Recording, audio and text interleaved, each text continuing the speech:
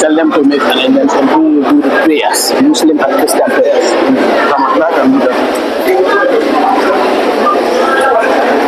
Those moments are back there. The Messiah, you could have we were not informed. Yeah, this will inform us. We didn't know. If I had the Messiah, signing you which one is the Messiah? So, like I said, who is the Messiah? I don't know. No, they didn't give us clear information.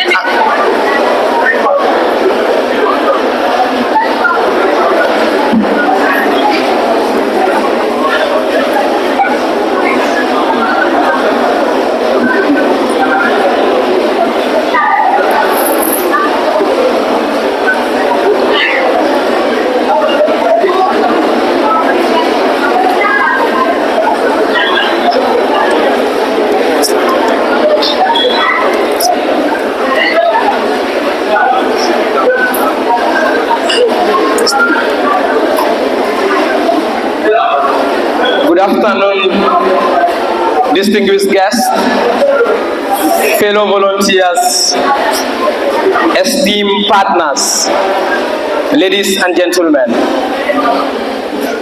First, we deeply apologize for the late start of this event. It is indeed due to circumstances beyond our control. We will not entirely put the blame on NAWEC, even though we will want to put a very big chunk of it. I assure you this time, I will not lead the Christian prayers, so that some of you will not have to answer the question as to what is my religion. That being said, I will go straight to the program because a lot of time have been wasted. Today is not just any other event. Ladies and gentlemen, 165 and 67 years ago, a man from Switzerland witnessed a horrific battle, but chose to stand for humanity, choose to support dying, sick, and wounded soldiers. And today, in the heart of Bwiam, the volunteers of West Coast region, the staff of the Gambia Red Cross Society, the esteemed partners and members of the community are gathered to commemorate the celebration of World Red Cross Day 2026. This is an event that is celebrated annually on the 8th of May globally. West Coast region, apart from the national celebration, have a custom of celebrating this event annually in a separate date. This event does not just serve as a moment of merrymaking, rejoice, and dancing. It is a moment for us to recommit ourselves to the very reasons we commit ourselves to the serving of humanity. It's a moment that we thank our gallant volunteers for dedicated service they do in the community. But of course, it's the very moment that we renew our commitment to our communities, that we continue to serve, that we continue to stand by them in difficult and sweet circumstances. We renew our commitment to support the communities to be resilient. But we assure the communities that we do not only come as aid givers, we accompany them, we are with them in any circumstances, regardless of the challenges that may be presented by those circumstances. That being said, my name is Bwiam. I'll be the master of ceremony for this event. You all are welcomed in this afternoon. Once again, we apologize for the late start and the circumstances of the heat, as the event may be a little bit longer than expected. Some of you are having the program guide that was printed prior. We apologize that there are changes on that program guide. I will read the program guide as follows. Some of the speakers will come earlier than expected due to other commitments they have in the other works that they do. First, we'll have prayers that will be led by our volunteers in both Christian and Muslim ways. We'll have the national anthem and the GRCS songs. Then we will have a welcoming remark by the Alcalo of Bwiam or his representative. And then a statement from the able representative of the chairman of Birkama Area Council, the Honorable Councillor for Kanilai Ward. That will be followed by a statement by the Honorable Deputy Governor, who will be duly representing the Governor of West Coast Region. And therefore, that will be followed by a statement by the Area Youth Representative, on whose behalf this event is coordinated and organized. We will talk about the importance of this day. Subsequently, the branch officer of West Coast Region will give an overview of the branch operations and activities. That will be followed by a statement by the district chief or his representative. And then we'll have an interlude of entertainment by our able social team. Subsequently, we'll have a statement from the representative of the Child Fund, country rep, And then a statement from Kulumoni Microfinance, who will talk about bank operations. And then we will have the representative of the Director General of the State Intelligence Services, who will talk about the importance of security and humanitarian services. And then a statement by the representative of Ajib Bank, an interlude of poem by two volunteers, Sona Jiba and Fatima Wanto.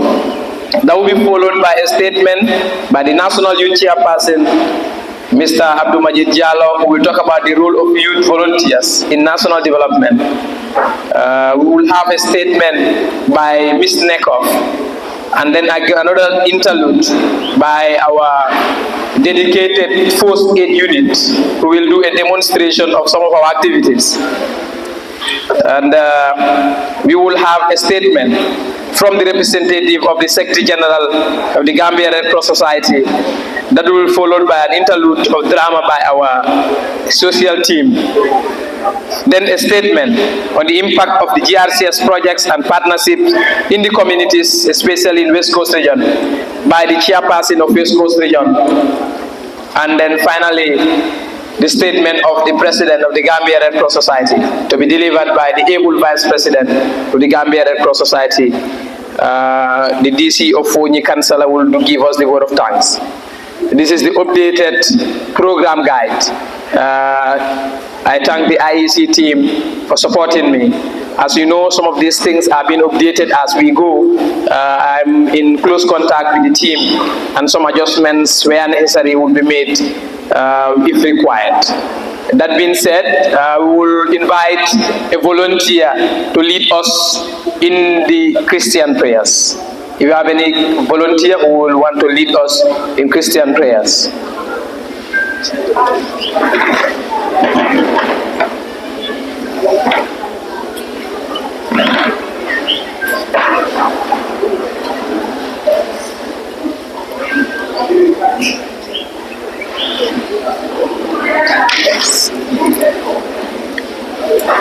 Thank you very much. Let's pray. We begin our prayer in the name of the Father, and of the Son, and of the Holy Spirit. Father God, we thank you for today. We thank you for this wonderful gathering and for the grace here in the name.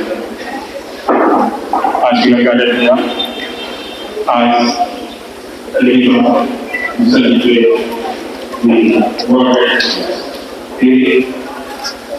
How is the mic? It's okay.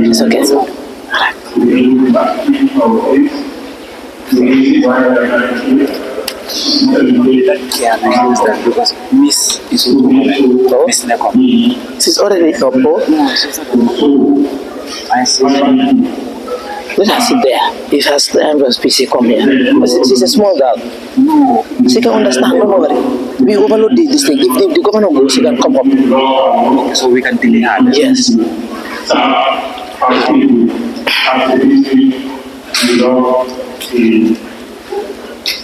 Bwiam and follow the principles of the Red Cross Society with your help of support.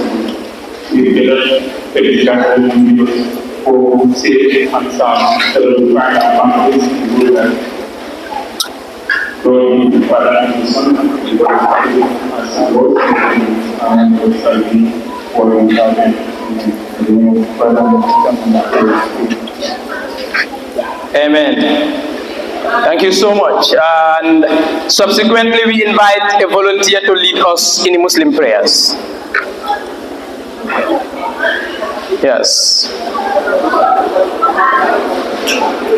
All right. Thank you so much.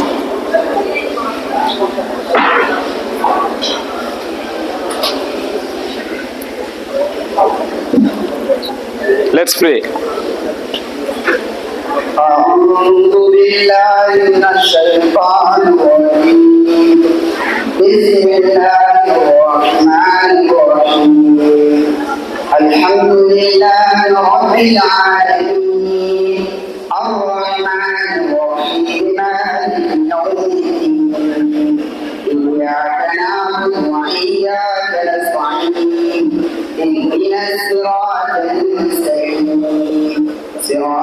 الذين أنعمت عليهم غير المغضوب عليهم ولا الضالين ربنا آتنا في الدنيا ربنا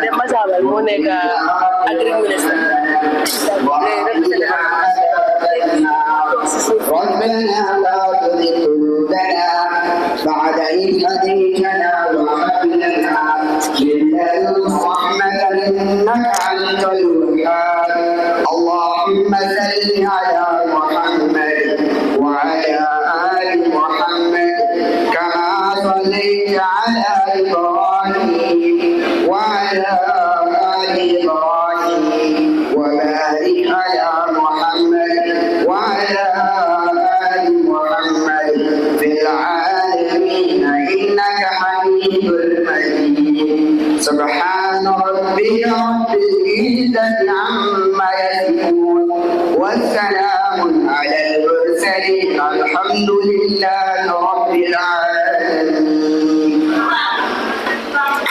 Amen. Thank you very much, colleague volunteers, for the prayers in both Christian and Muslim ways. We go straight to the GRCS song before the national anthem. DJ, please prepare for the national anthem as we are yet to have the scout band to lead us through that. So, do we have a volunteer to lead us in the GRCS song?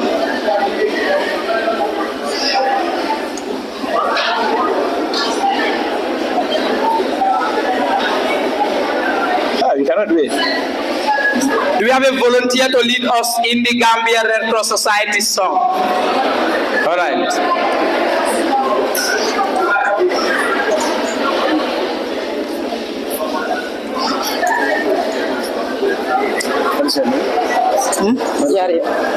Jarir.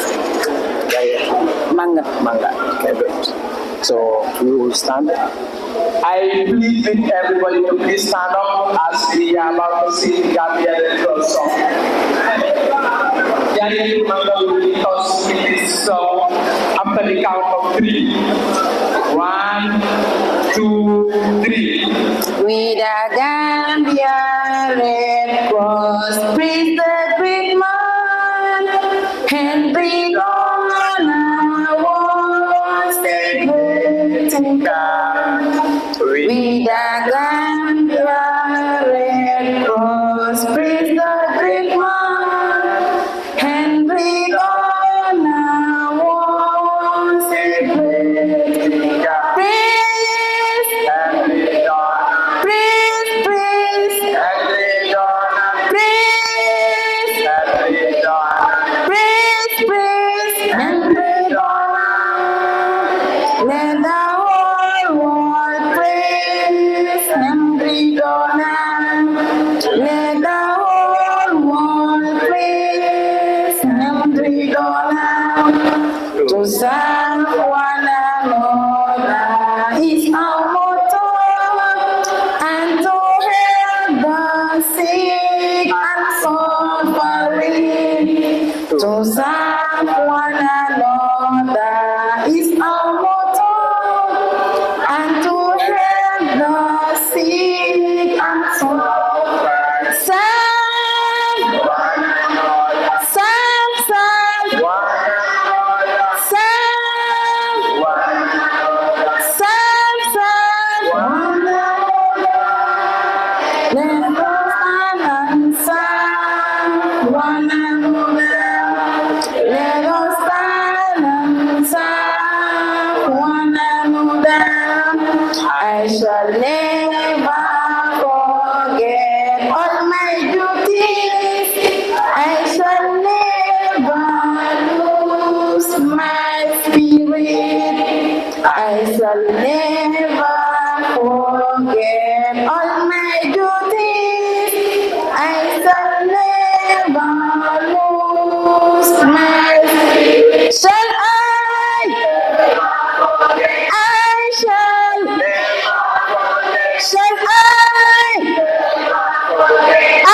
shall never forget. I shall never lose my spirit. I shall never lose my spirit. I shall never lose my spirit. We shall never be lost. Thank you so much. All right, now we thank the Scout band for coming. We will now allow them to set up. If they are done, they will lead us in the national anthem. If the Scout band is done, I would please plead that we again stand up for the national anthem of the Gambia. Apologies for the stands. Yes. Scout band, we are behind you.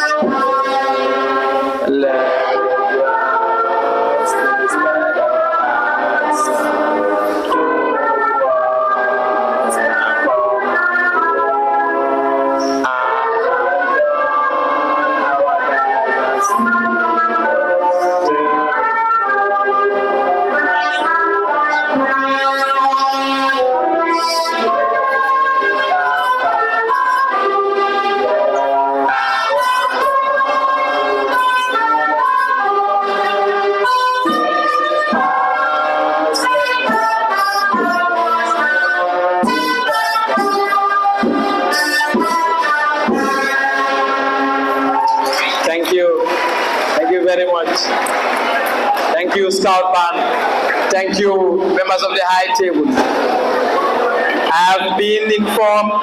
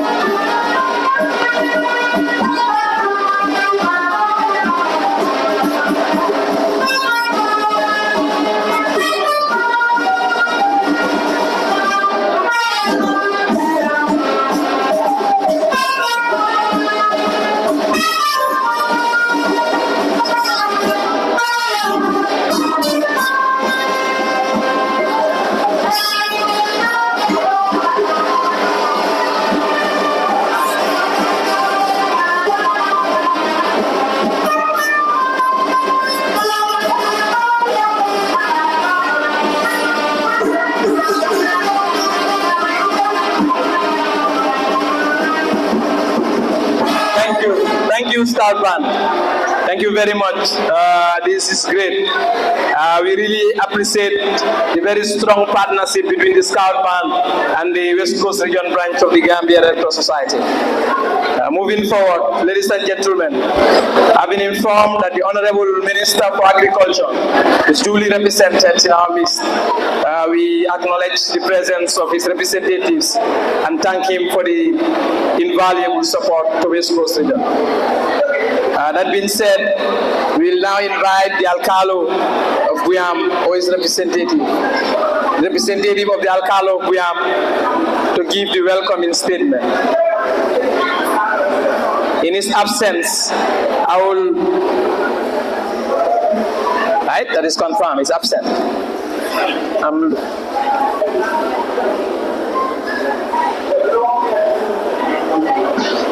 Okay. In his absence, we will proceed to the next item, which will be the statement of the Honorable Councillor for Kanilai Ward on behalf of the Regional Chairperson of Birkama Area Council, who will speak on on the role of the Council in humanitarian interventions. Honorable, thank you so much.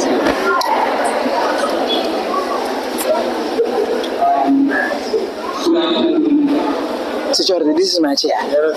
Yeah.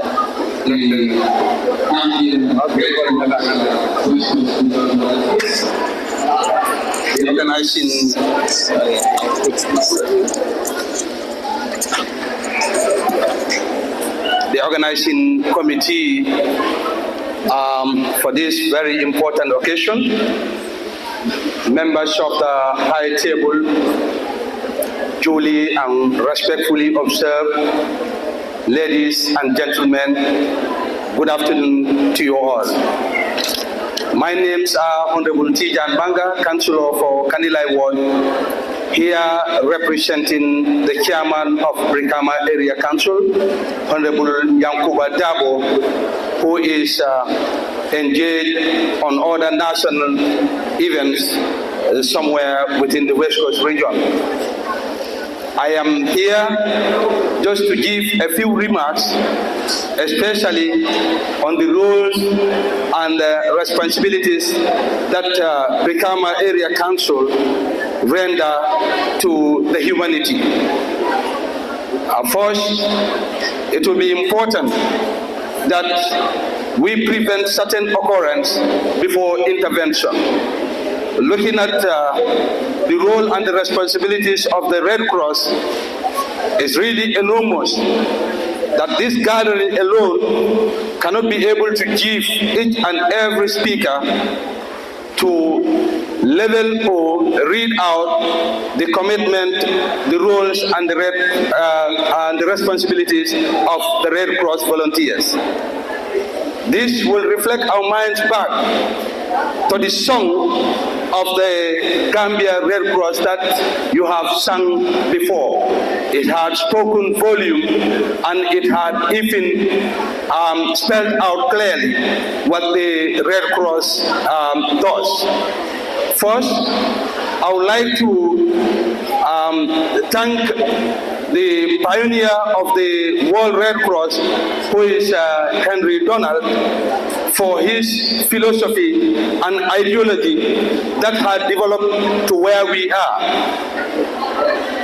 As individuals or as human beings, we will need people to be along our side whenever the need arises, especially during wars and conflicts. And not only that, during disasters, we need people to be with us. We need people to give us the support that we all deserve.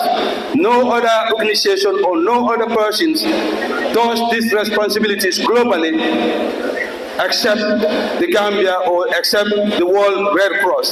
Therefore, I would like to urge all the participants to give a round of applause to the volunteers.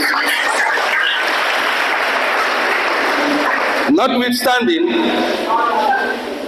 I am fully cognizant that I have an area to discuss about. But notwithstanding also, this will tell us, and not only those of us who are within this hall, the importance of peace.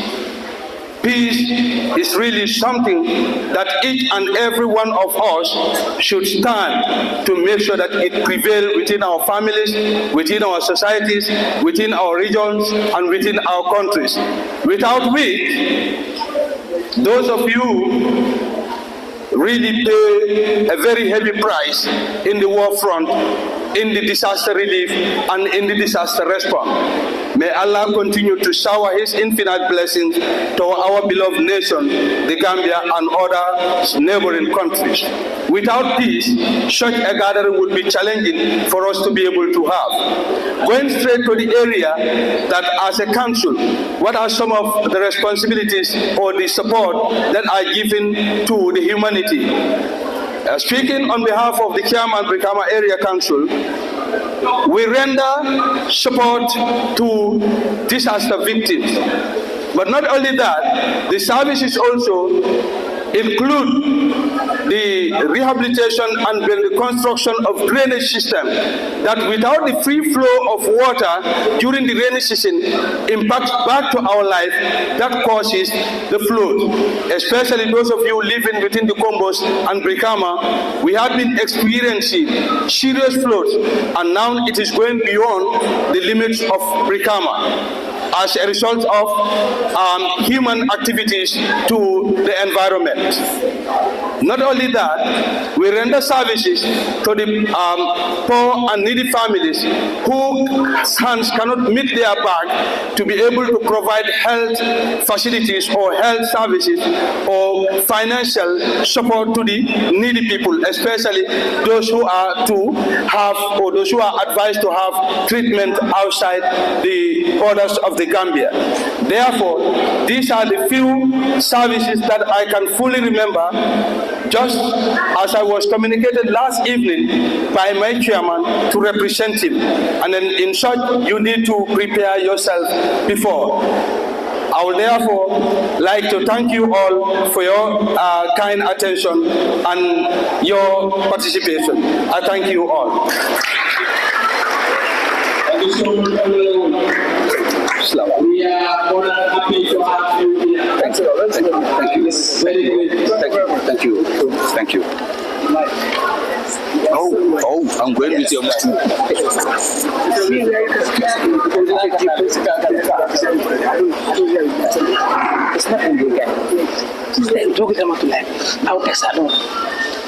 Okay, thank you so much. Please, fellow volunteers, let's once again put our hands together for the Honorable Councillor.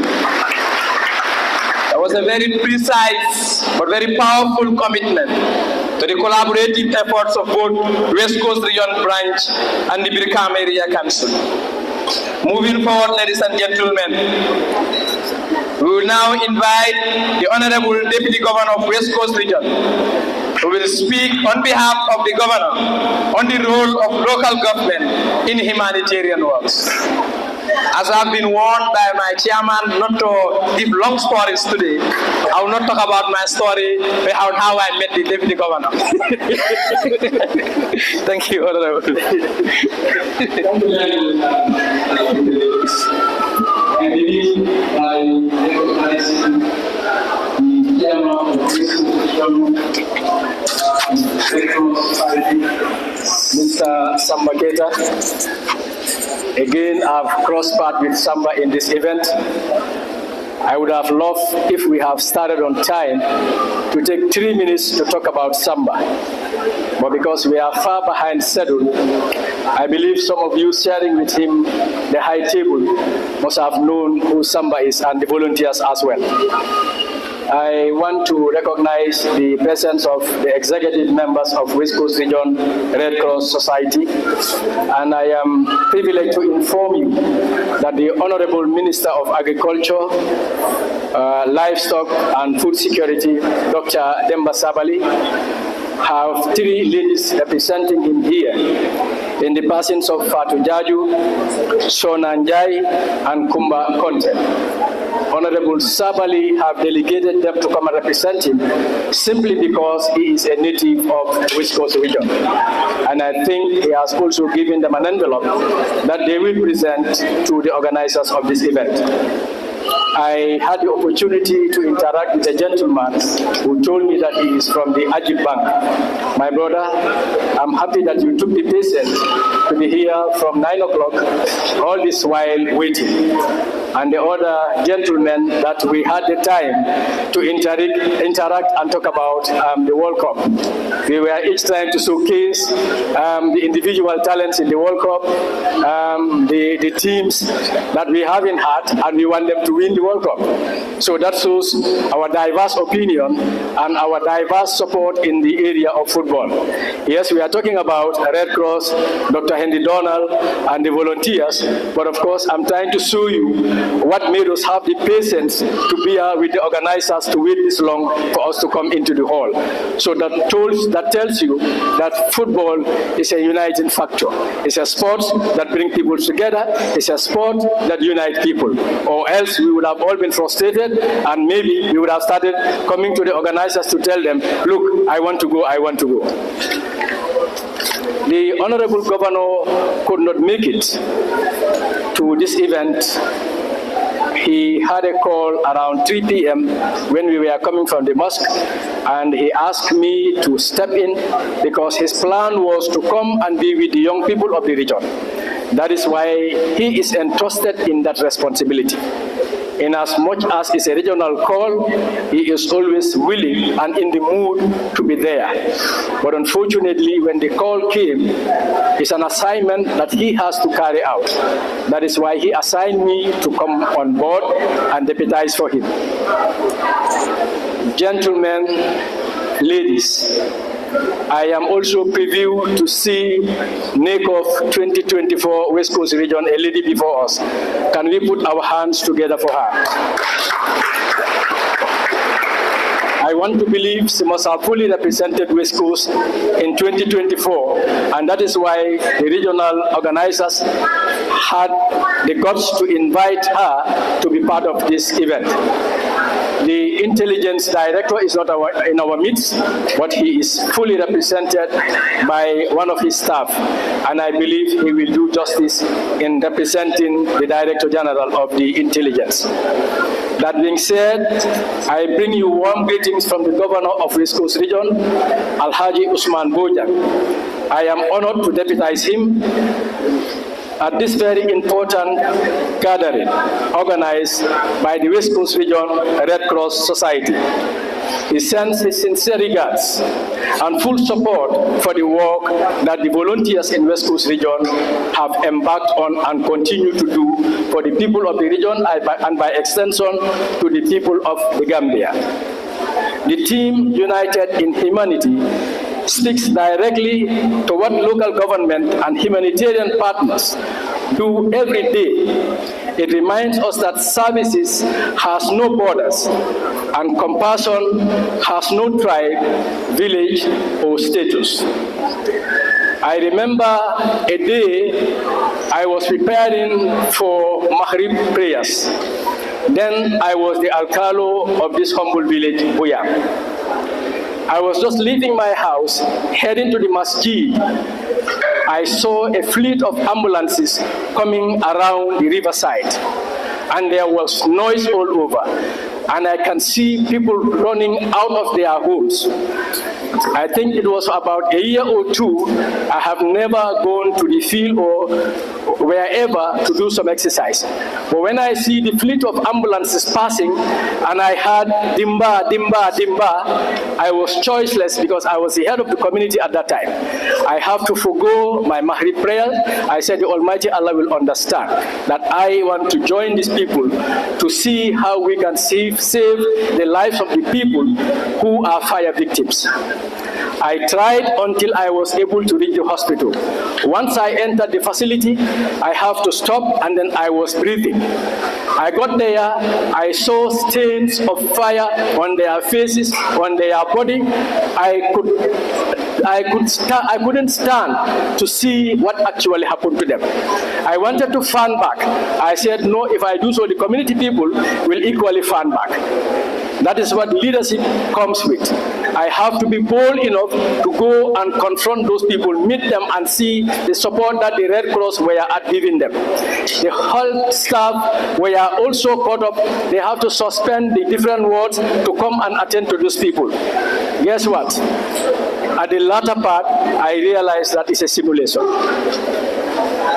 I said, Red Cross have today taught me a lesson in my life. It was an expensive simulation for that matter. Young and old in the community, we are all struggling to get to the hospital to see how they can be of support to those fire victims. On the whole, it was a simulation that they conducted.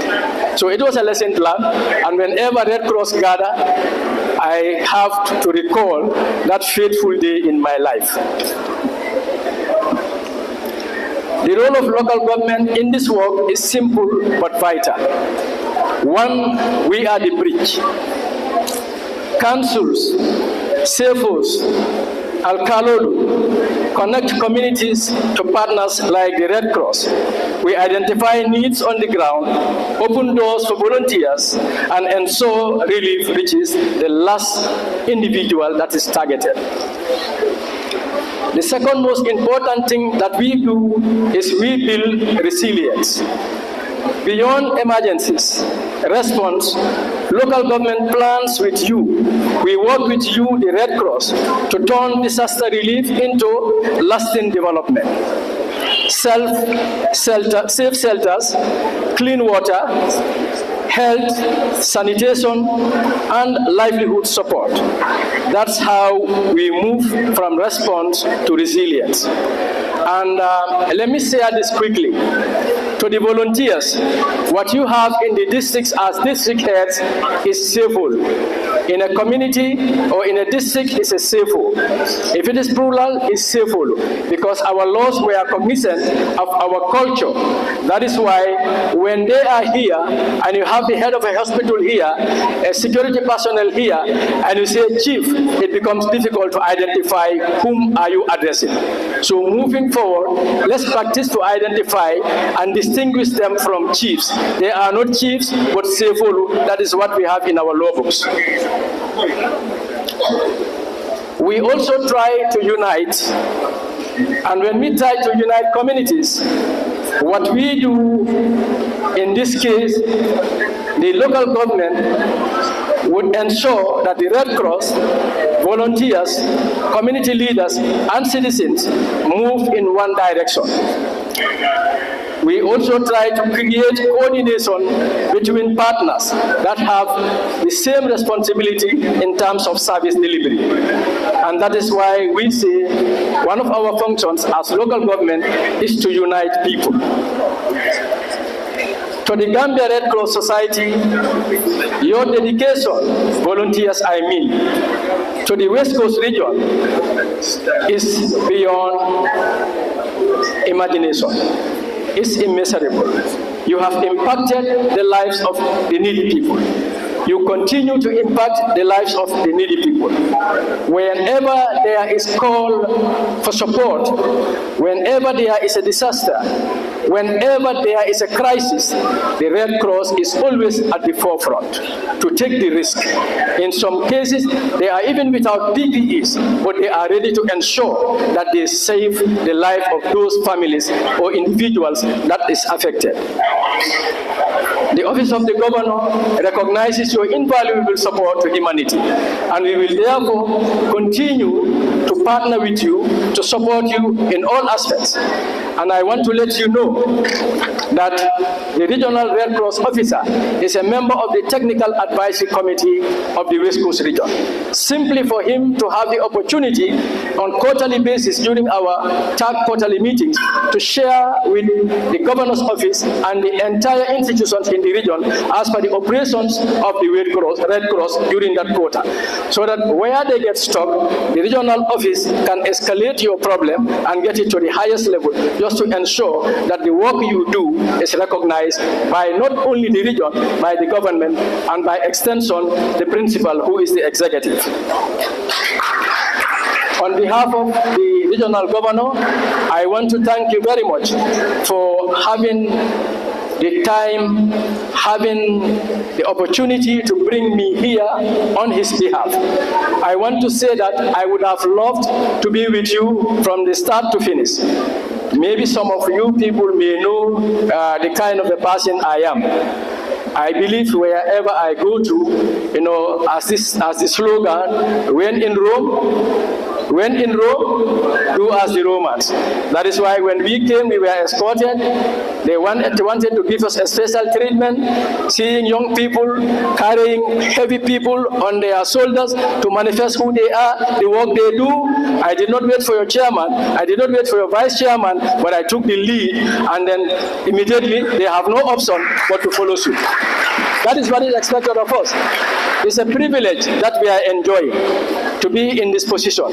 So therefore, we should have the human mind to think the extra mile to see how we can be of service to you people. That's the only reason why we are in this responsibility. Not to be bragging, not to be in the boarding expensive cars, but to go the extra mile and serve the people of the region, because that is where our operations is limited to. On that note, Mr. MC, Mr. Chun, thank you for the time, and I want to beg that please allow me listen to one more speaker, then I take leave of you. There is another function waiting for me in the community. Thank you. Thank you. Which of the banks? Follow money microphone. Huh? Follow money microphone. I've just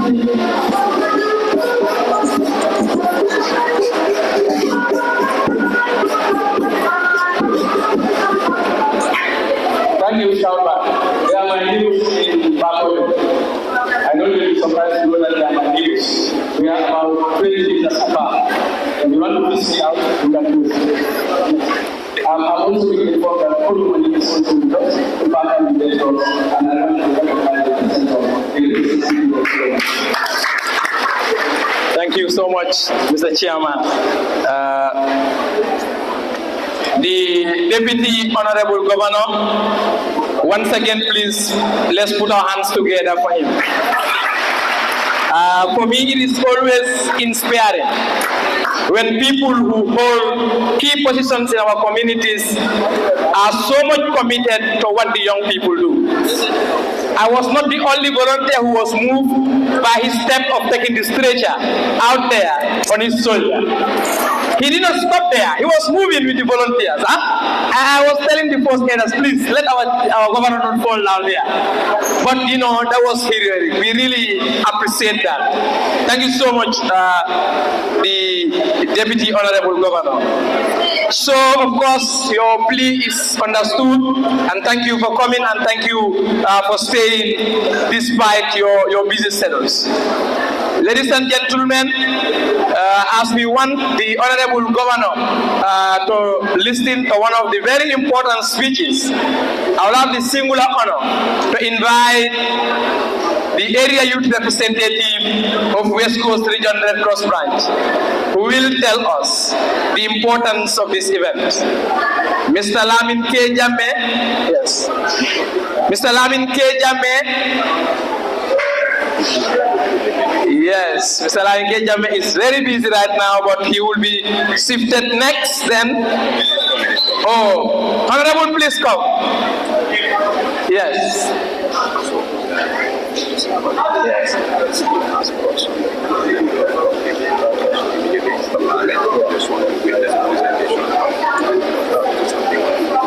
Okay, so we can myself, okay. Thank you. Thank you so much, the Honorable Area Youth Rep. Thank you so much. Here is your floor. The IEC, we need good video of this speech. Able MC.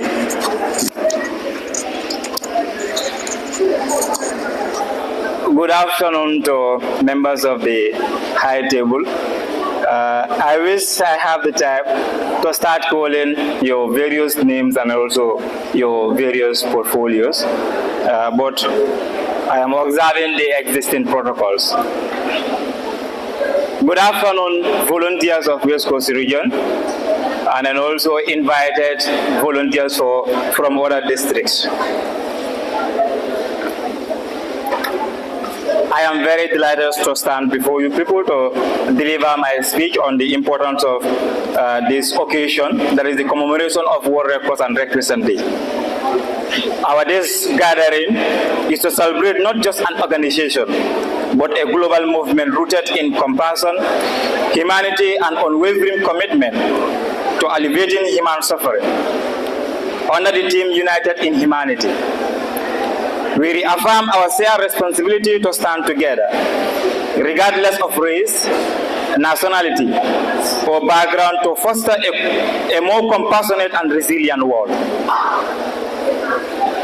The Red Cross and Red Crescent movement, founded on the principle of humanity, impartiality, neutrality, independence, voluntary service, unity, and universality, embodies the very essence of our collective human spirit. This principle guide the work of millions of volunteers and staff who dedicate their lives to serving those in need, whether in terms of disaster, conflict, or everyday hardship. This day reminds us that in a world often divided by conflict and disparities, compassion and solidarity must prevail. When we unite as one global family, we harness the power to bring hope to most vulnerable, be it children affected by war, a refugee fleeing violence, or a community devastated by natural calamities. United in humanity calls us to recognize our shared humanity and to act accordingly.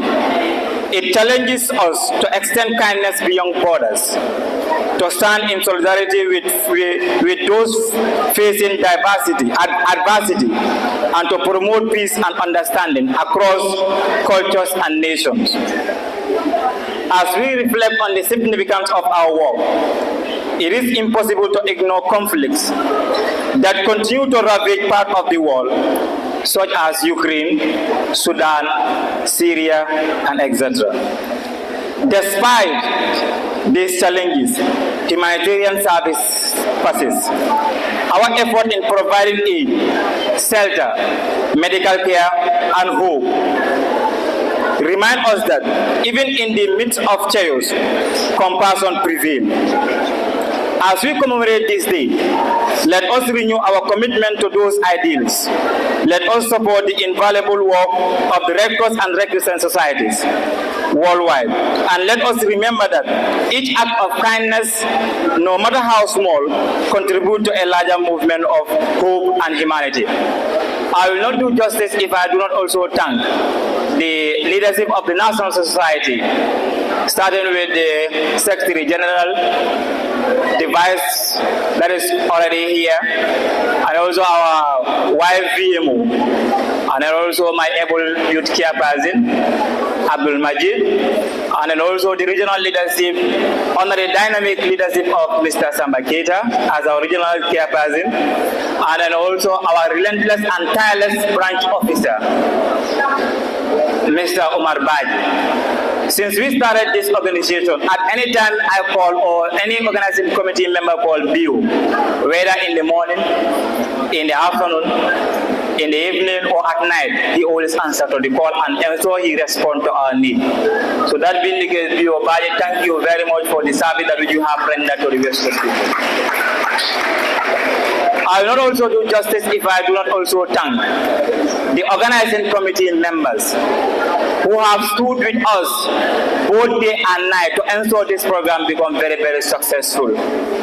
We have did a lot of sleepless nights to ensure we put things together so that the program that we are having currently become very, very successful. And also on that note, I also want to take this opportunity to also sincerely apologize to our dignitaries for the late start of the event, and we hope to also improve on in our subsequent event as we move on. And as the team status United in Humanity, we hope those things will continue. The district coordinators, the district care person, our migration focal person, he just joined us within this week, and he was part of the first team that arrived in Bwiam here.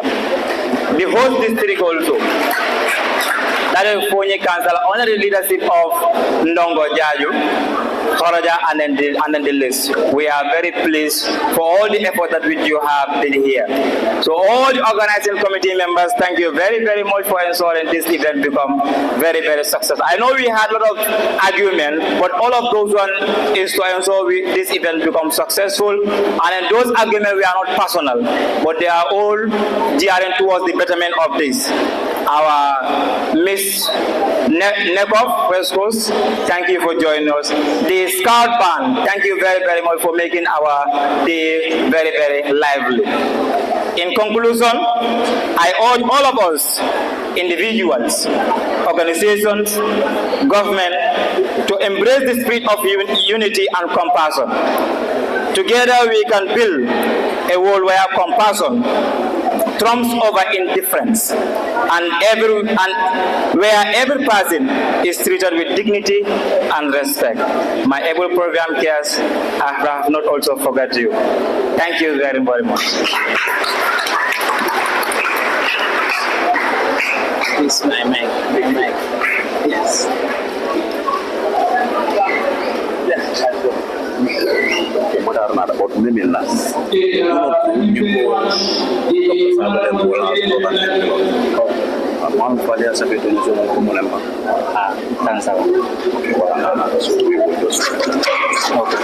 The mic is there.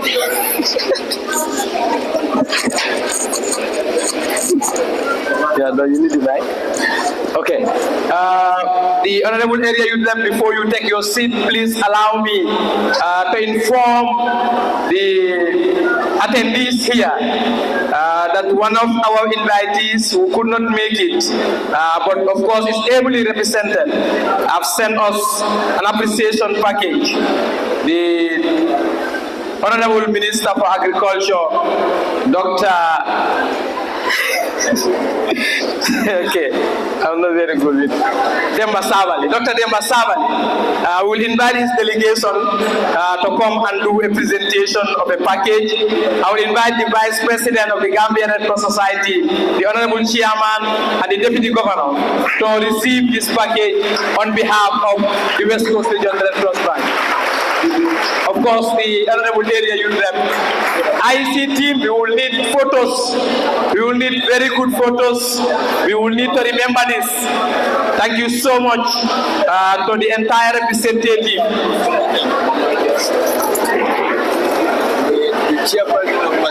I saw them. I will acknowledge their presence. This will about to go.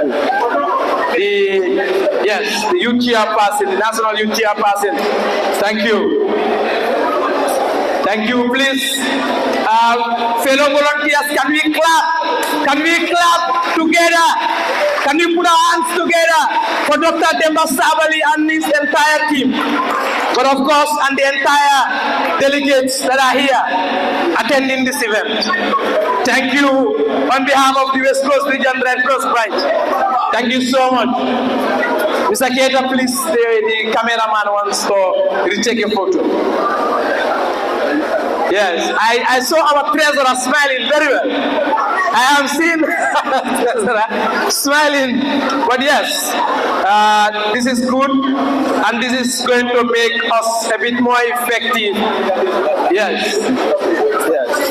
Ladies and gentlemen, I want to say a big thank you to Dr. Demba Savali and Please, I am on the stage. If this is you are looking for this food, come on stage. I don't know who you are calling. You are not talking. I'm not hearing you. Can you kindly give them a round of applause, please?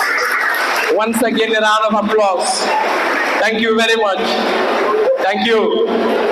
So, while we put our hands together for the Honorable Dr. Demba Savali, I want to use this opportunity to acknowledge the presence of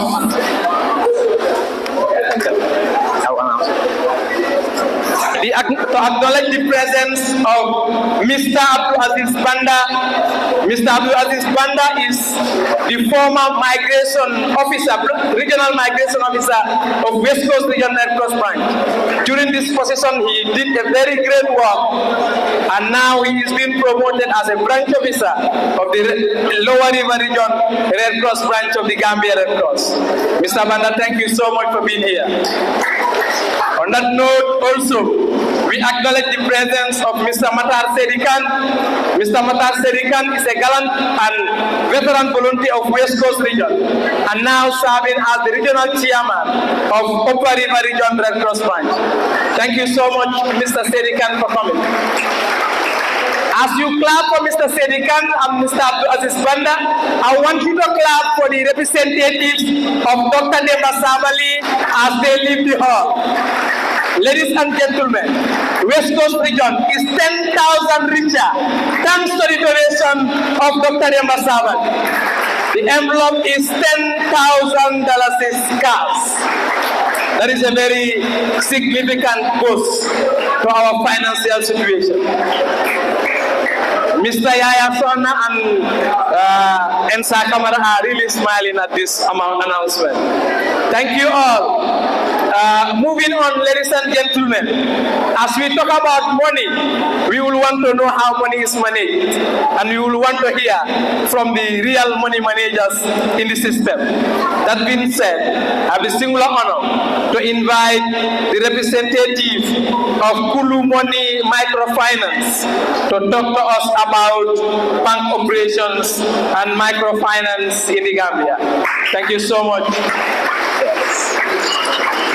So, first of all, you already damaged our name there.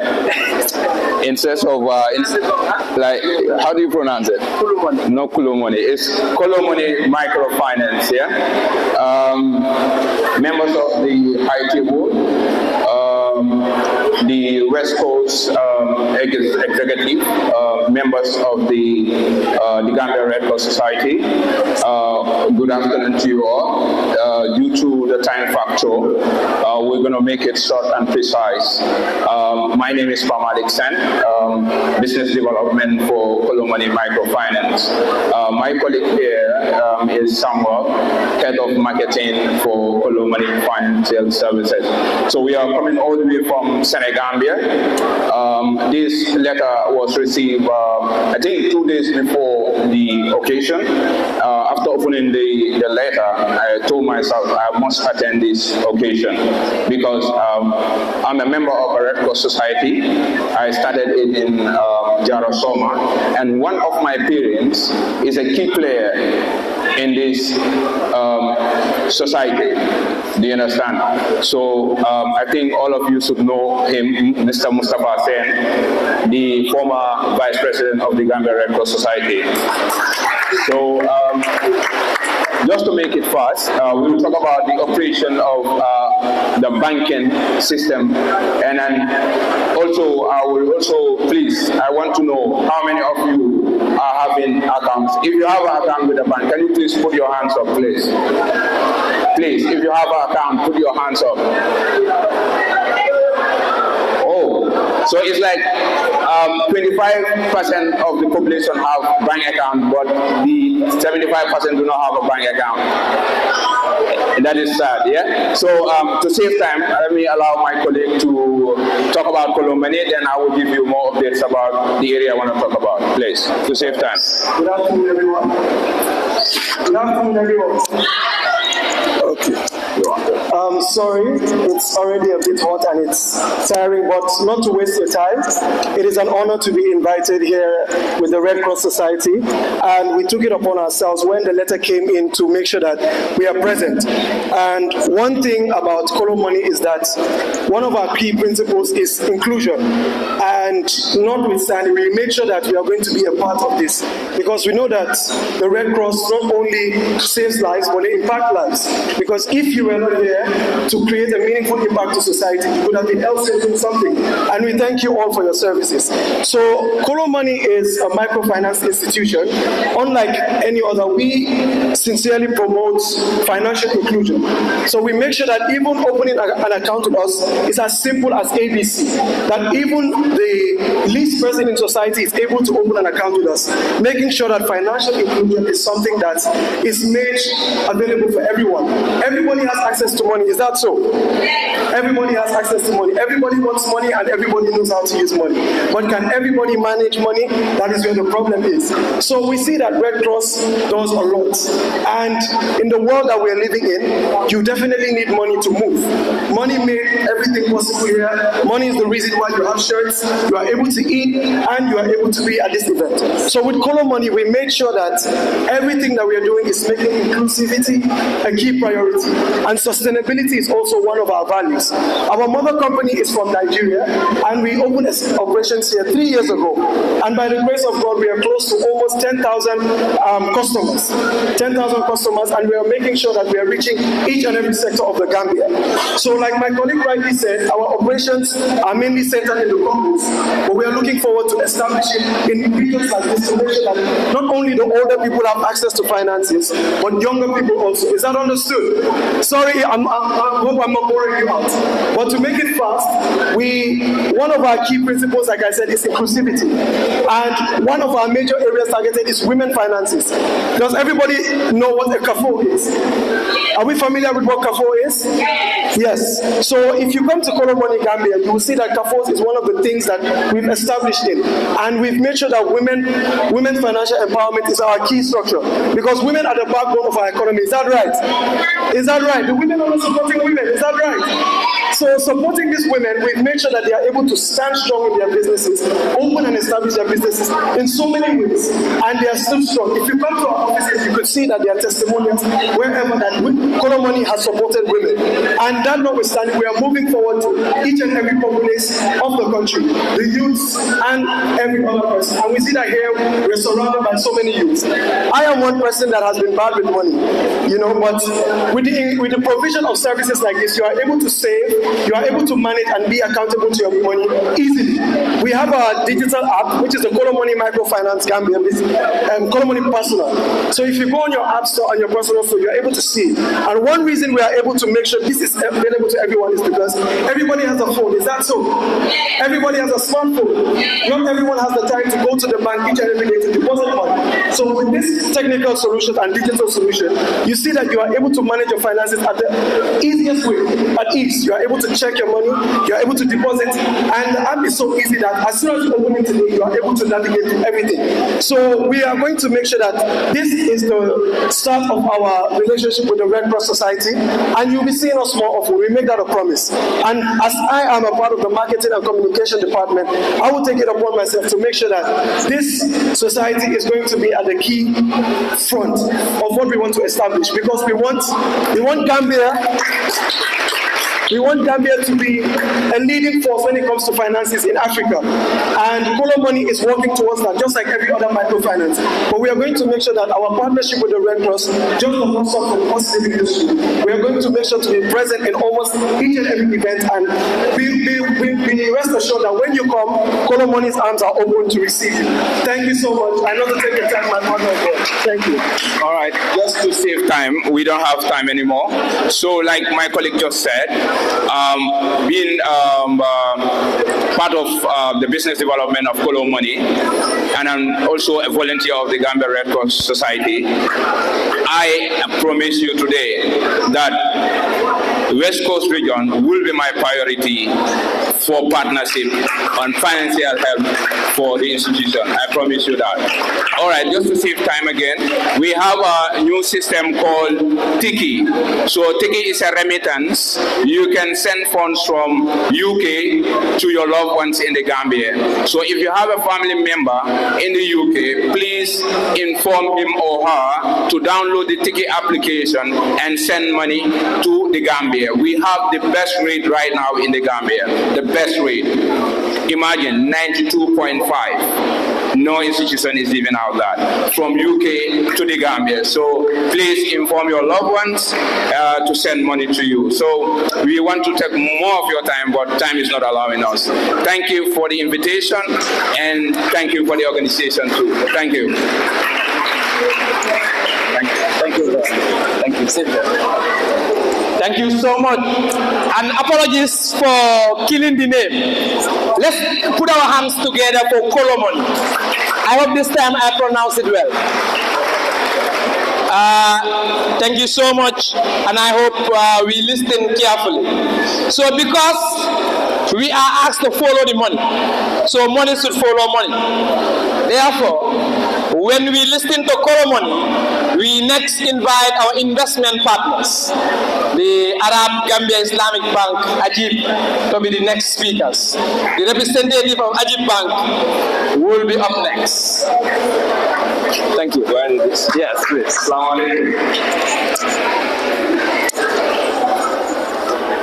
Assalamu alaikum.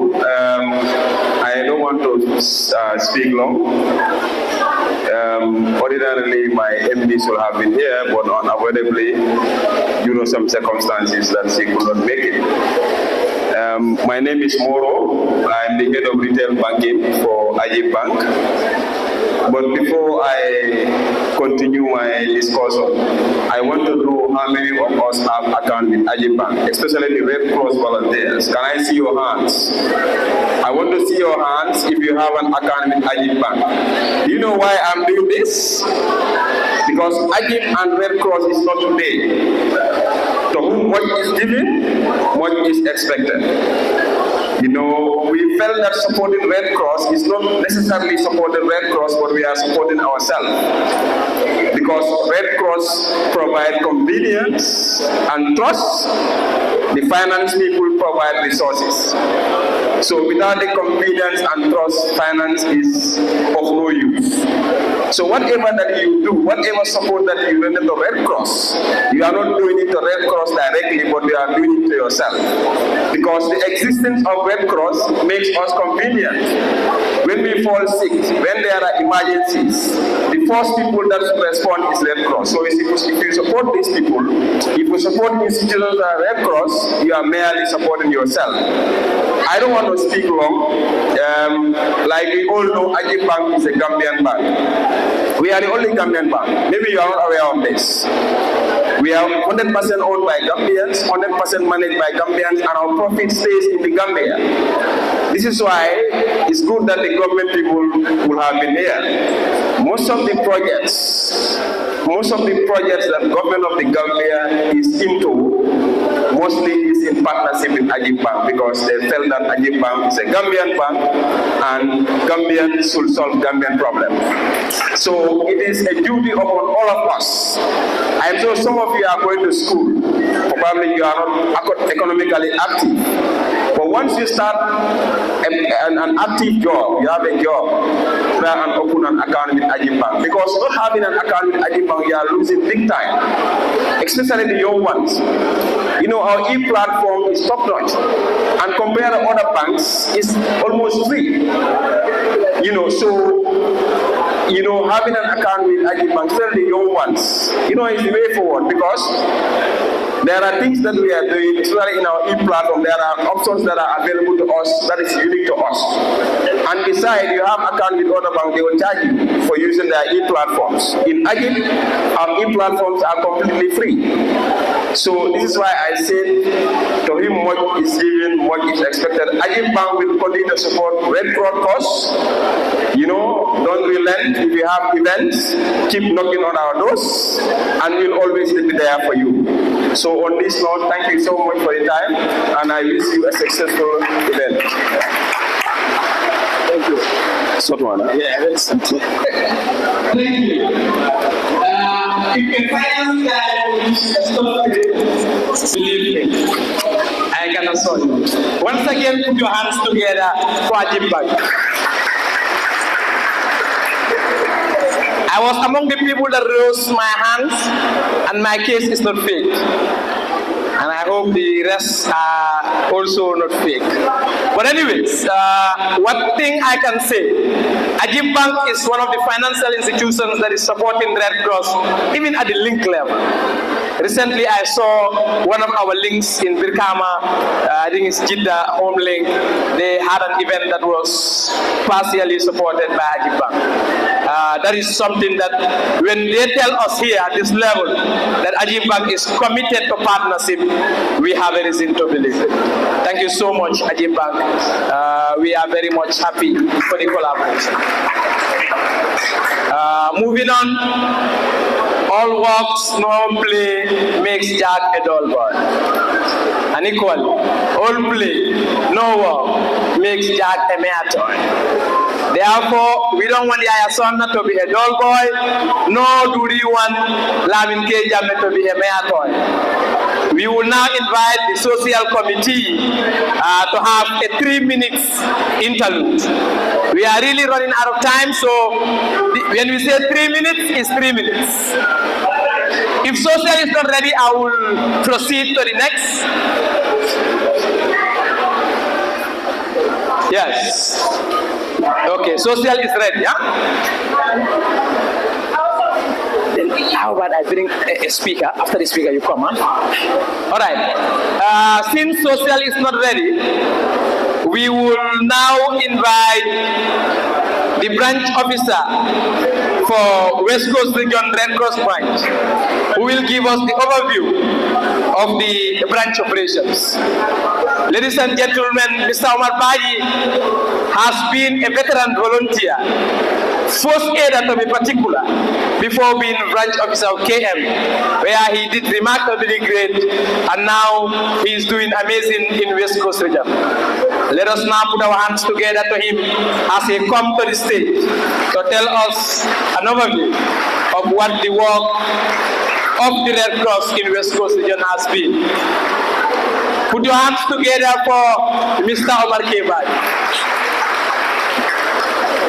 After his speech, I will tell you how he used to be the youngest BO and what changed.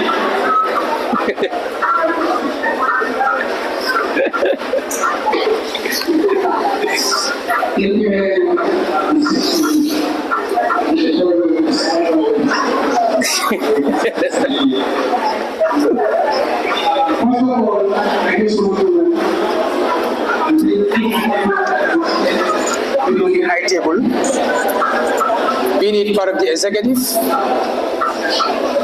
at branch level, district level, and link level, and all other volunteers from other districts respectively. Welcome to West Coast. And to the members of the high table, I would say welcome to West Coast Red Cross branch regional celebration.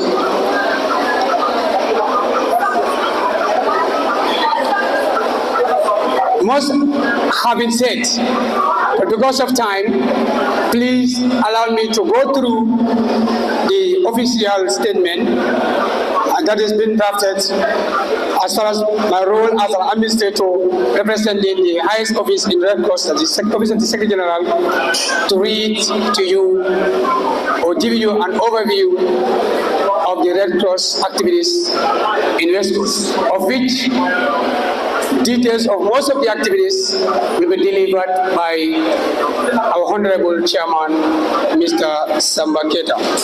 Thank you very much.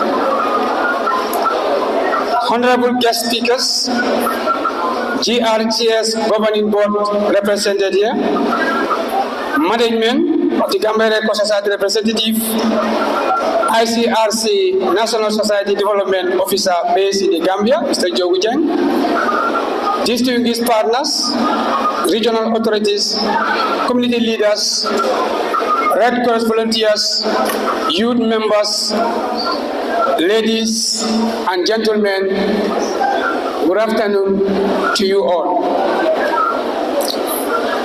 It is historic and symbolic to gather here yet again to celebrate the World Red Cross Red Crescent Day celebration 2026 under the theme United in Humanity. And that's what we are gathered here for, to manifest. On behalf of the leadership of the West Coast Red Cross branch, I am honored to welcome you all to this year's World Red Cross and Red Crescent Day celebration under this noble theme. This theme reminds us that despite our differences in nationality, ethnicity, language, religion, social status, or background, we are all concerted by our shared humanity. It's all call for solidarity, compassion, and collective actions in addressing the challenges faced by vulnerable people in our communities It reflects the very essence of the Red Cross and Red Crescent movement, founded on the belief that every human life has value and dignity, deserves protection and support. Today, as we celebrate this important occasion, we also take this opportunity to reflect on humanitarian impact made possible through the dedication of our volunteers, the support of our partners, and the resilience of our community members that we serve together. Over the past year, West Coast Red Cross Branch has remained steadfast in its commitment to alleviating human suffering and strengthening community resilience, guided by our fundamental principles. We have continued to deliver humanitarian interventions that have transformed lives across the region and beyond. Just to go through some of the activities that were implemented, that are made remarks in our region. Under the ECOWAS Humanitarian Support Project, everybody must have known ECOWAS to intervene in times of conflicts. But this time around, they have shown to the world that we are not only interested in times of conflicts, but also humanitarian support and dignified people's life. Under the ECOWAS Humanitarian Support Project, we stood in solidarity with families affected by the devastating 2023 flood through cash assistance, of which 484 vulnerable individuals, that is 273 male and 211 female, received financial support to restore their livelihood and meet their immediate needs. Beyond emergency assistance, the project also invests in long-term resilience by supporting the construction of boreholes, community gardens, and their in these communities in Fonyi, namely Chikes Dandon, Nembanjola, and Punyadu in Sibano, providing access to clean water and enhancing food security. These interventions demonstrated what it truly means to unite in humanity. Community volunteers, partners, and donors coming together to support families during one of their most difficult moments. In the border communities affected by the Casamance conflict in the region, through the GRCS Protection Gender Inclusion Unit, GRCS has implemented an activity called Children Affected by Armed Conflict CAD project, providing cash assistance and educational materials to 50 children, 30 male and 20 female affected children across the 5 communities of the border villages. Through this support, vulnerable children were able to continue their education and regain hope for the brighter future. At a time when conflict and displacement continue to affect families, our collective response reaffirms that humanity knows no border. The suffering of children is a concern of all as a humanitarian body. The branch also responded to the needs of vulnerable people on the move through the Direct Emergency Response Population Movement, reaching to about 768 vulnerable individuals in West Coast, with emergency assistance, protection service, and humanitarian support. These interventions highlight our commitment to ensuring that people in vulnerable situations are treated with dignity, respect, and compassion, regardless of their status or origin. This was made possible thanks to the resilience and commitment of the volunteers of the migration team. Thanks to you, we are able to reach these miles. I appreciate you all. Through our emergency teams supporting migrants rescue at sea or intervened by state authorities and hosted Migration Interception Center at Tangier, of which we have a representative of the OC, Officer Commanding of Tangier, who is been ably represented by her admin officer, Kedjatu. You are welcome. The region provides humanitarian support. Sorry.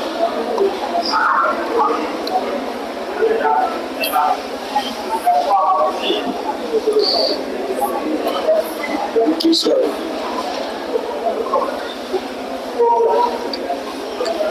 The region through the regions continue to support humanitarian support to the vulnerable families across the region and of course all other communities in the region and beyond. In furtherance of our commitment to protecting lives, the branch conducted exclusive ornament and mind risk education activities, training of 15 volunteers, 10 male and 5 female, who will subsequently carry out awareness-raising sessions in schools and communities. Through these efforts, community members will gain knowledge that could help prevent injuries and further save life. Disaster preparedness remains a key priority of the branch through the early warning actions and enhanced vulnerable capacity assessment (EVCA) initiative. 2 of our volunteers, in the name of Asmana Kamara and Kadi Baji, were among the 30 community members trained in both Jamba Sane and Sukuta, were equipped practical skills to identify risk monitoring flows, threat development, evacuation plans, and strengthening local preparedness mechanisms. These initiatives have empowered volunteers and community members to become active participation in their own safety and resilience, demonstrating that when communities are united and informed, they are better prepared to face disaster and emergencies at any time.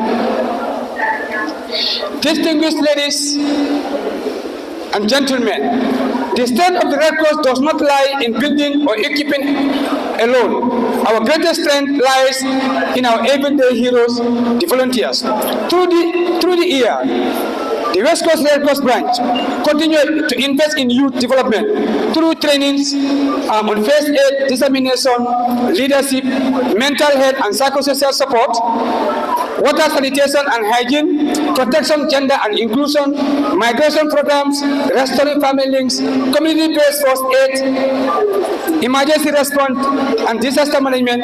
This includes talents and skill development among the volunteers. This capacity building initiative has strengthened the volunteers' ability to respond effectively to emergencies while promoting community well-being and resilience. We also continue to support youth empowerment and entrepreneurship initiatives, recognizing that investing in youth, in young people, is investing in the future of our communities. Through partnership and collaborative programs, we have encouraged young people to become leaders, innovators, and agents of positive change.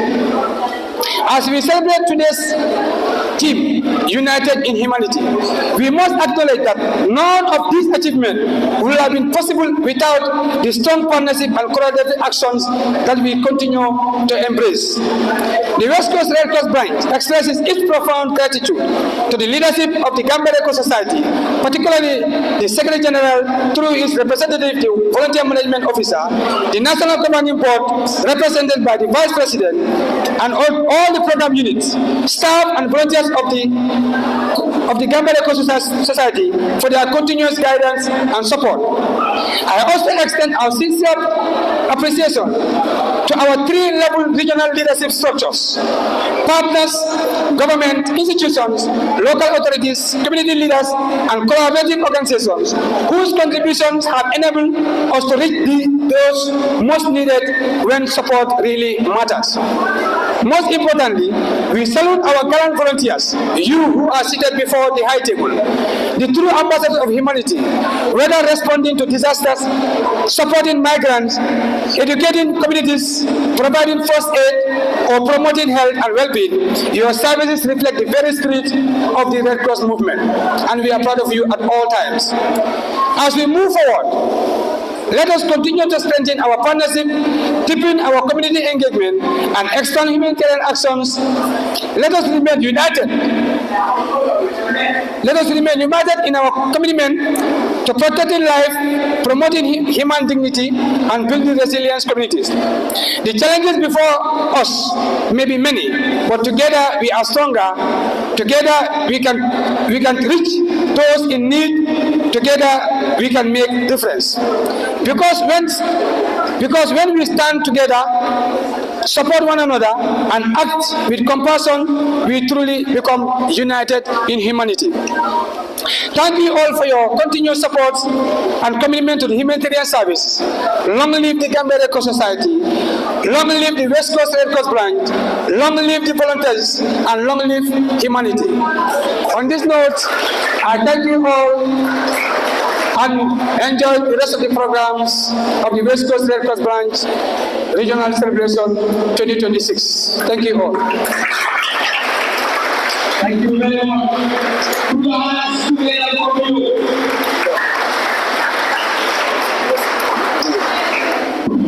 In my last voice, I will say, Adiyata ikumole diyata, diyata ikumole diyata. All right, thank you very much. I was told my voice is very horrible in singing, so I will not continue to torture you. Then I will say thank you so much, the branch officer of West Coast Regional Red Cross branch. Please put your hands together for Mr. Omar Badi. And of course, our friends and representatives of the Ajib Bank, we will thank them for coming as they pleaded to be excused as they will be attending other very important functions. I want you all to put your hands together as he will be leaving. On that note, social team, you will now take the stage. Please understand that you can strictly respect the time of 3 minutes maximum. Social. DJ, they say you can play their song now. Okay, thank you.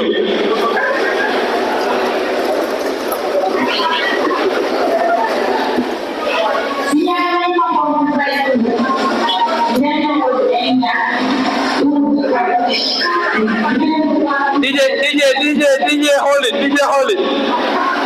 DJ, hold it. Sir.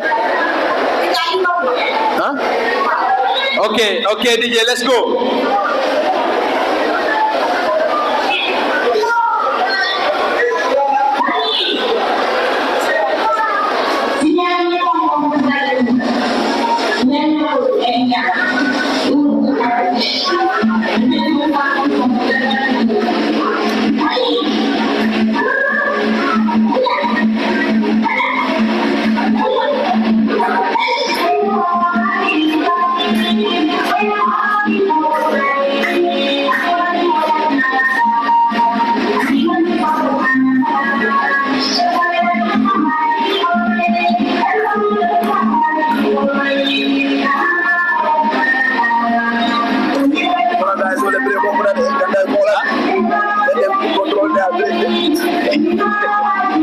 So they will not fall down.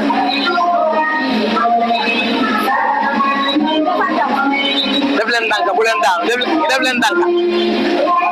Devlen danka, deng. So it will get on. It will get on backstage. It will get on forward. Huh? Ano na?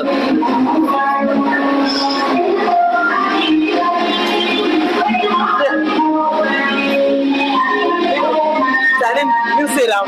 Namu so yung puja.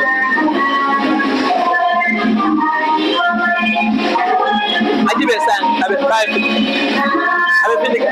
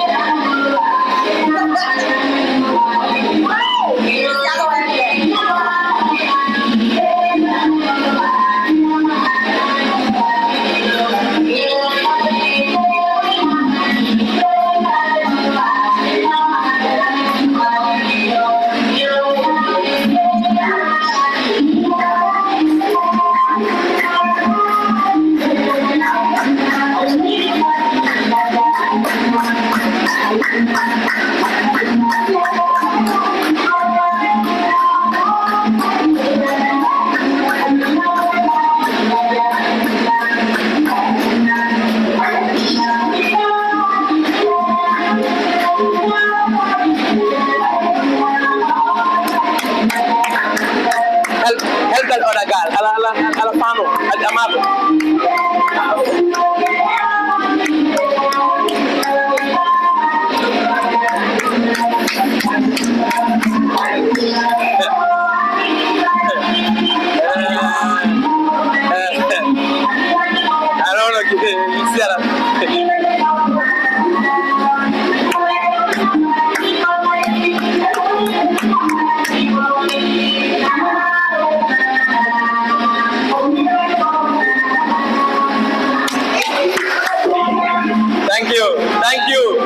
Thank you, DJ. Thank you. I think now we are seeing a very significant improvement in our social team. One of their problems was to understand time. When you tell them 3 minutes, they undertake forever. But this time, 3 minutes is 3 minutes. Thank you.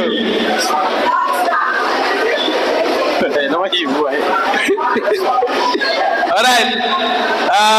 That being said, ladies and gentlemen, let's put our hands together for the social team.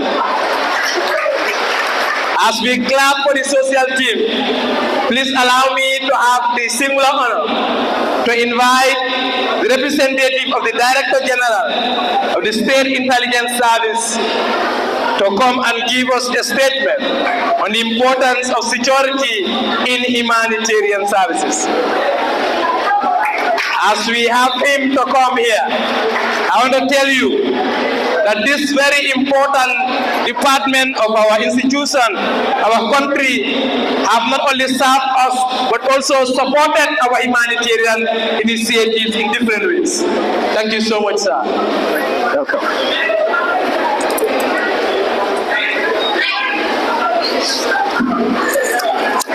Okay. Thank you. Thank you very much. Thank you, MC, or chair, whatever it is. Good afternoon, everybody. For want of time, I would like to stand on existing protocol. Now, I want to start by congratulating Fonyi, Kansala, and Bwiam in particular for hosting this very important event. I also want to recognize all the efforts and the energy that has gone into organizing this very important convergence. I've been here since morning and I've seen a lot of energy in being together, in serving together, and in looking after one another. I've observed that and I want to recognize that.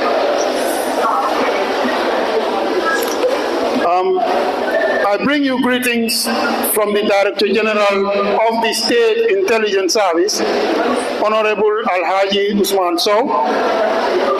He would have loved to be here himself, but due to very tight exigencies, he is not able to. However, we all know, or as you may know, he has been very passionate when it comes to humanitarianism and youth convergence. So I am here to represent him and to deliver a statement on his behalf. But before I go ahead, I want to crave your indulgence to allow me some time to give you a quite elaborate statement on behalf of the Director General of the State Intelligence Service. The theme I'm going to talk on is the need for and importance of security in humanitarian service. This is a very deep but also a very broad area that can be discussed for as long as this whole convergence here for the past days have taken. But we will try as much to summarize and cut it short. On that note, we all understand that at the heart of every humanitarian effort lies a simple but powerful principle: the preservation of human dignity. Humanitarian workers bring hope where there is despair. They bring comfort where there is suffering. and they bring support where institutions may have been weakened or overwhelmed. However, humanitarian service cannot thrive on an environment of insecurity. Security and humanitarian action are not competing priorities. They are complementary necessities. One protects life from immediate threats, while the other restores hope and well-being. So together, they form the foundation upon which resilience and peaceful communities are built. Across the world, millions of people face challenges caused by conflict, disasters, poverty, disease, displacements, amongst others. In these difficult moments, humanitarian workers and volunteers like you step forward to provide food, to provide shelter, healthcare, education, and hope, amongst others. They serve, and you, the volunteers, serve, not because it is easy, but because you believe every human life has value and has dignity. This is a belief that is equally shared and central to the core of the values of the State Intelligence Service as an institution. In the Gambia, also known as the Smiling Coast of Africa, our strength lies not only in our beautiful land, but our people. We are characterized by a spirit of kindness, compassion, and solidarity that has always defined who we are. Whenever a family faces hardship, whenever floods affect communities, whenever vulnerable children, women, and the elderly need support, there are always people ready to help. Among these helpers are young people who are dedicated or who have dedicated their time, energy, and talents to humanitarian service. Humanitarian services is not the noblest, or is one of the noblest expressions of our shared humanity. It is helping hand, or it is the helping hand extended to those affected by conflict, by disaster, poverty, disease, and displacement. It is the commitment to stand beside people in their most difficult moments and remind them that they are not alone. Humanitarian service begins with simple acts of kindness, with empathy and responsibility within our communities. It starts when we choose unity over division. It starts when we choose understanding over prejudice and service over selfishness. Yet, while humanitarian workers delegate their lives to protecting and assisting others, we must recognize an important truth. Humanitarian service can only be effective when there is support, or when it is supported by security. Compassion inspires humanitarian action, but security sustains it. Security in this context is not merely the absence of danger. It is the foundation that allows compassion to reach those who need it most. It is what enables aid workers to deliver food to hungry families, to provide medical care to the sick, offer shelter to the displaced, and restore hope to communities in crisis. Without security, humanitarian workers cannot reach those in need. Without safety, volunteers cannot effectively serve vulnerable communities. And without protection, humanitarian efforts may delay, they may disrupt, or they may even be stopped altogether. When security is present, humanitarian efforts flourish. Children can attend schools without fear. Medical teams can reach communities safely, and relief supplies can be delivered effectively. Communities can begin the journey from survival to recovery. Security in humanitarian service is not only about protection from physical harm. It is also about creating an environment where humanitarian workers can operate freely. Communities can trust those who serve them and assist. And assistance can reach every person regardless of their background, regardless of their ethnicity, religion, or political affiliation. As intelligence and security professionals, our responsibility extends beyond providing or preventing threats. We are committed to creating conditions that enable humanitarian organizations and volunteers to operate safely, impartially, and effectively.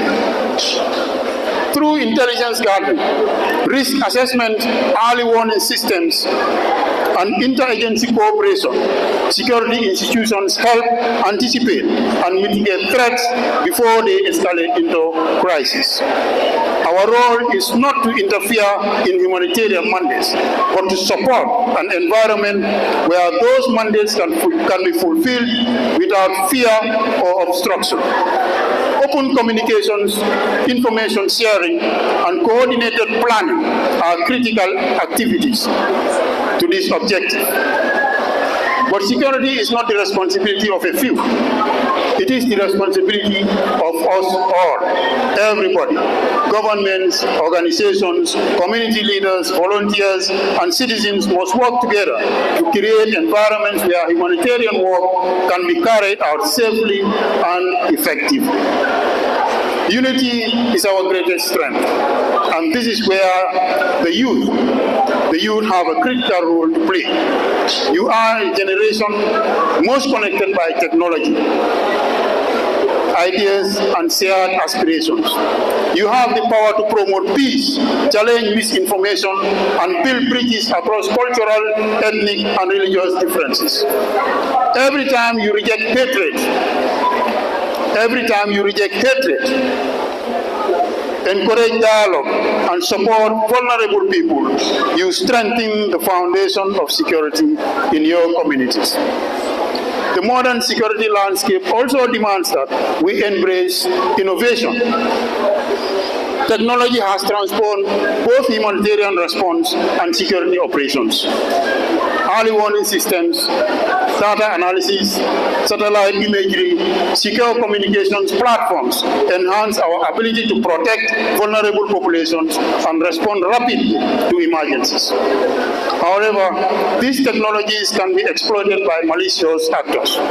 Therefore, vigilance, cybersecurity awareness, and responsible information management have become indispensable components of humanitarian security. The global theme of this event, United in Humanity, is very apt and could not have been better captured.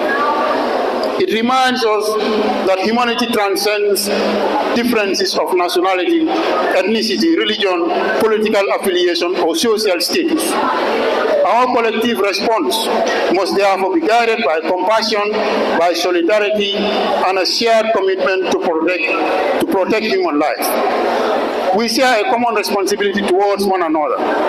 Human suffering knows no boundaries, and neither should our compassion. When we unite around the values of respect, dignity, protection, we create safer spaces for both humanitarian workers and the communities they serve.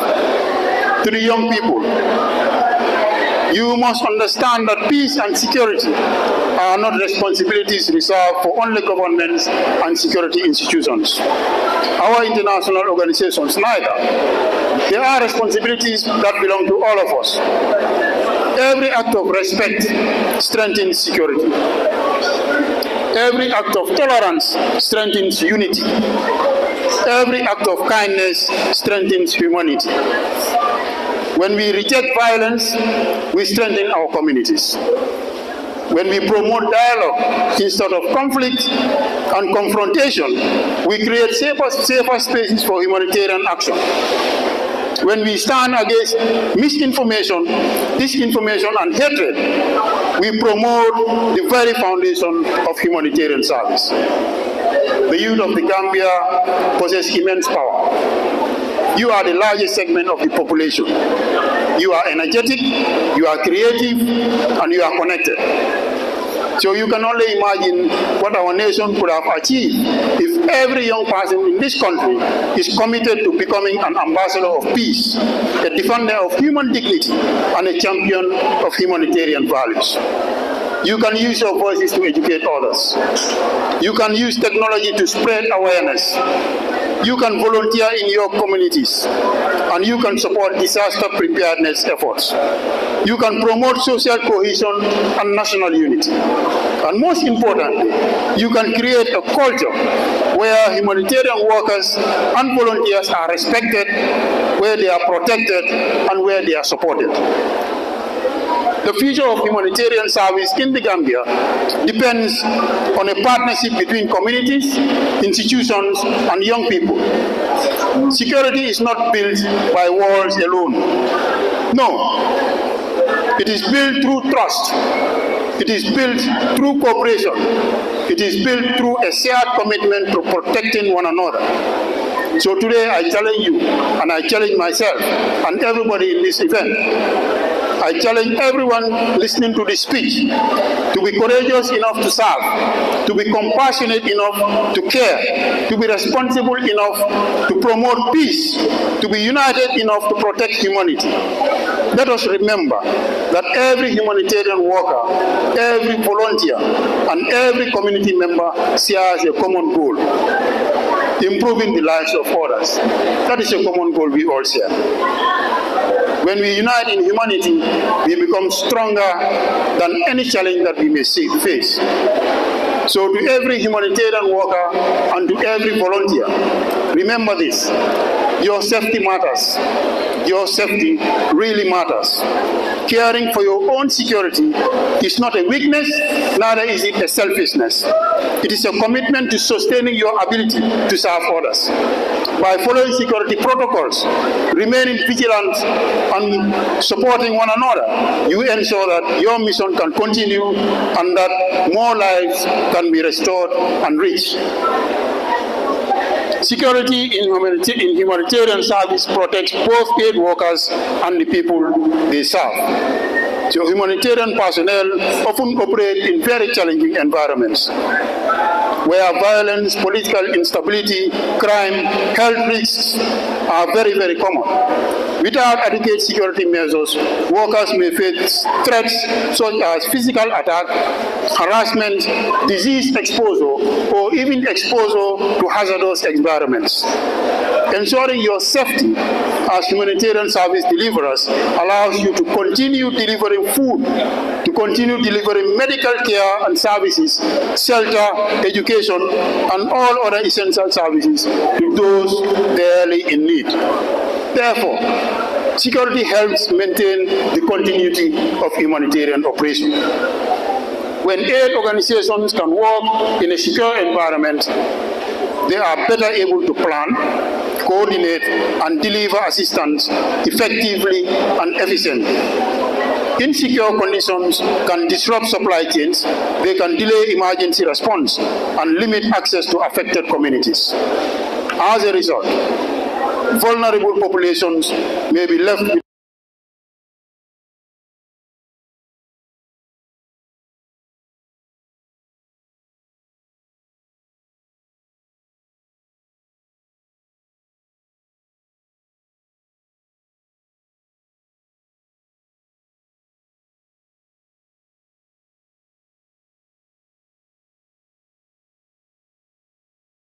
that trust is very, very important.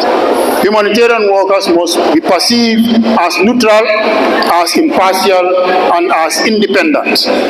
By respecting local cultures, following ethical standards, and maintaining transparent communications, organizations can strengthen communication or community acceptance and reduce potential security threats. Trust creates a safer environment. It creates a safer environment for both aid providers and their beneficiaries, fostering cooperation and mutual respect. In addition, modern humanitarian security extends beyond physical protection. It includes safeguarding sensitive information, protecting personal data, ensuring cybersecurity, and promoting mental health and well-being among all staff taking part in humanitarian service. You come up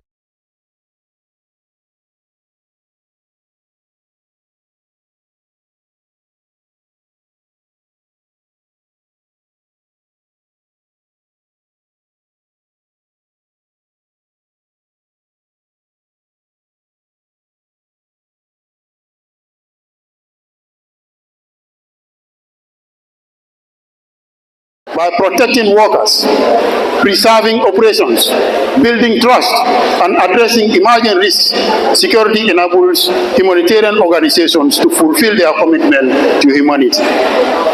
In a world facing growing humanitarian challenges, maintaining strong security measures ensures that compassion reaches those who need it most, reinforcing the shared goal of serving humanity, dignity, effective, and with care.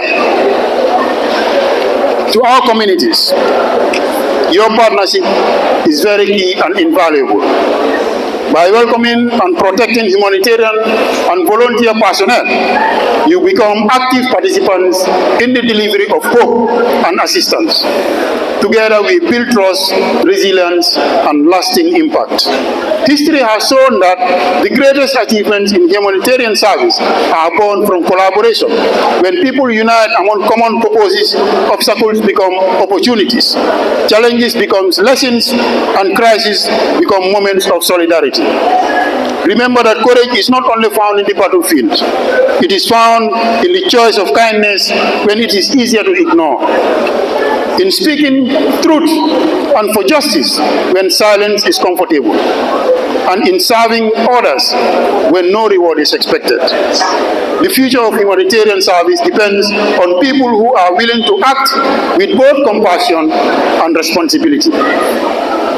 Today, I challenge each one of us again to become a force of unity and security. Let us be the person who brings peace and who brings people together. Let us be the voice that promotes peace. Let us be that volunteer who serves with integrity. Let us be the leader who understands that true strength is measured not by power over others, but by the service to others. As we move forward, let us embrace a vision where security and humanitarian service go hand in hand. Let us create environments where aid workers can serve without fear, where vulnerable populations can access assistance safely, and where every act of kindness contributes to a more peaceful and compassionate world. The future of humanitarian service depends not only on our willingness to help, but also on our commitment to protect those we help, as well as defend the dignity of those we serve. At this point, I would not hesitate to bring to your attention the relevance of this gathering, but more so the relevance of the theme of the occasion to the reforms agenda of the State Intelligence Service. Fundamental to the pillars of our reforms agenda is the premium that we place on human security. A complete shift in security paradigm.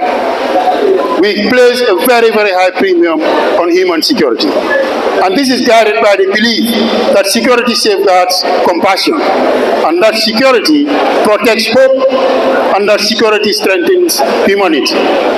So let us stand united not only in words, but in action. Let us build safer communities, stronger partnership, and a world where humanitarian service can reach every person in need. Together, united in humanity, we can make a difference. Together, united in humanity, we can protect lives. Together, united in humanity, we can create a future defined by dignity, by safety, and by hope for all. So let us stand together as one people, one nation, and one humanity. Let us ensure that humanitarian service remain safe, remain effective, and accessible to all who need it. And let us, particularly the youth, lead the way in building a peaceful, secure, and compassionate Gambia, united in humanity, united in purpose, and united for a better future. I thank you all, and God bless the Gambia. Thank you. Thank you so much. What's your name again? Please, once again, let's put our hands together for Mr. Usman Jallo. Mr. Usman Jallo, we deeply appreciate you. My area youth has a short statement to make. Please, Director Jallo, and then volunteers, please, can we give one round of applause to the SIS leadership? A very, very big one, please. Director, the reason why we are doing this, because when we have this similar occasion in Somida, that is in Fonyi, because we usually have it on a rotational basis. So when we write to the Director General of SIS, and then looking at the budget, and then also the financial constraint that we are facing, because it is a regional activity, and he being a native of West Coast, and in particular Fonyi Barafet, he supported us with cash, and also he also gave us a coaster that transported the organizing committee. We all know what happened this year. The organizing committee struggled for them to be able to have a transport to come here in advance because we were having financial constraint. In fact, the organizing committee members, each of them had to pay fare for them to be able to reach here. But when the Director General of State Intelligence Service, that is Director So, he intervened in that and he supported us. So we continue to pray for the SIS, because previously years SIS, the moment you are called to go and answer at NIA, but now SIS is a household name in the Gambia here. So all those one is possible because of the leadership of Director So. So please extend our sincere appreciation to Director So. We hope and pray many of such will continue. Thank you. Thank you so much, Area and thank you so much, Mr. Usman Jallo, for those very powerful statements. I don't know if most of you are taking notes. I did take a very few notes in my phone to be able to review some of those very key important information he provided on the role of security in humanitarian services. Imagine where you are to provide humanitarian services in a conflict zone. Thank you so much, and we really appreciate you. And we appreciate the entire SIS for the collaboration and the work you do for the country. Moving on, ladies and gentlemen, as the young people gather, we want to hear our chairman speak.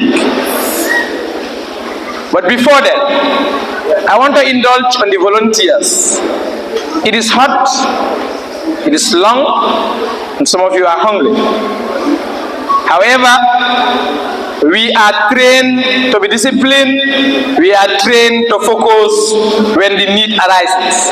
And this event is equally important that we pay great attention as the speakers stand here and give their deliberations. I want you all to remain silent and limit the movements while we have our speakers on the podium giving their speeches. That is a very important thing that I want to remind myself and my fellow volunteers. Members of the organizing committee, can we please help the volunteers to maintain decorum while the speeches continue? Thank you for your continued patience and cooperation. I now have the singular honor to invite Mr. Abdul Majid Jallo, the youth chairperson of the Gambia Red Cross Society, to give a statement on the role of youth volunteers in the national development. Mr. Jallo. Floor is yours. Well, I was supposed to come for now. Don't worry. Okay.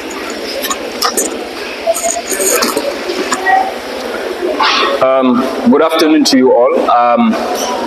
I think I've already been warned to try as much as possible to summarize my statement, and I promise you that I will surely do that. Moving forward, I will just like to follow the existing protocols. Sorry about that.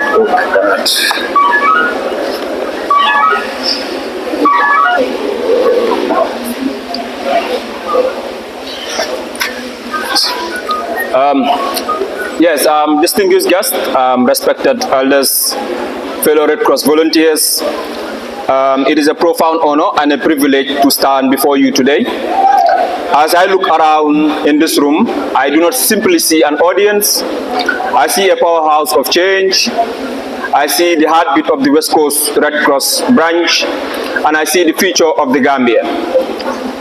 When I received the invitation from the West Coast Red Cross branch, I felt a sense of immense sense of pride. Today, we gather to celebrate the World Red Cross and Red Crescent Day under the powerful theme, United in Humanity. But what does that truly mean? Humanity is not merely a slogan or a concept discourse in meeting rooms. Humanity is a choice. It is the choice to wake up early and volunteer at an event. It is the choice